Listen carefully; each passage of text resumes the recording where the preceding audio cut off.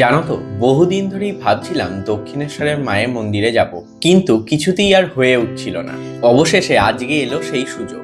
কিন্তু আজকে আমার ট্রেন ধরার গল্প শুনলে তোমরাও হকচকিয়ে যাবে। ঠিক ছিল 8:25-এর ডানকুনি লোকাল ধরে মায়ের মন্দিরে যাব, কিন্তু 8:31-এ আমি পৌঁছালাম প্ল্যাটফর্মে। আর ভাবতে পারবে না, আমরা ট্রেনে উঠে বসা মাত্রই ট্রেনটা ছেড়ে দিল। ট্রেনে ওঠার আগে পর্যন্ত আমি শুধু শ্যামসুন্দরী মা আর ভবতারিণী মাকে ডাকছিলাম যেন ট্রেনটা মিস না হয়। আর দেখো, মায়ের অশেষ কৃপা যে সেদিনই ট্রেনটা 9 মিনিট লেটে শিয়ালদা থেকে ছাড়লো। আর একদম স্মুথলি 9:10-এর মধ্যে আমরা নেমে গেলাম দক্ষিণেশ্বর। স্কাইওয়াক দিয়ে হাঁটতে হাঁটতে যখন মায়ের মন্দিরে পৌঁছালাম, তখন বেশ অনুমান করতে পারছিলাম যে আজকে কিন্তু অনেক ভিড় আছে। এরপর মায়ের মন্দিরের অপোজিটে যে ডালা কেনার দোকানগুলো আছে, সেখান থেকে আমরা 46 নম্বর কাউন্টার থেকে মায়ের পুজো দেওয়ার ডালা কিনে চলে গেলাম লাইনে দাঁড়াতে। কিন্তু তখনও আমরা জানতাম না যে আমাদের জন্য কি ওয়েট করছে। যেতে যেতেই এক কাকু আমাদের জানালো যে লাইন নাকি পড়েছে বালি ব্রিজের ওপর থেকে। মানে আমি এতবার দক্ষিণেশ্বরে গেছি, কিন্তু এত লাইন আমি কখনো দেখিনি। আচ্ছা, তোমরা যারা আমার এই ভিডিওটা দেখছো তারা একটু কমেন্টে জানিও তো, তোমরা কখনো বালি ব্রিজের ওপর থেকে লাইন দিয়েছো?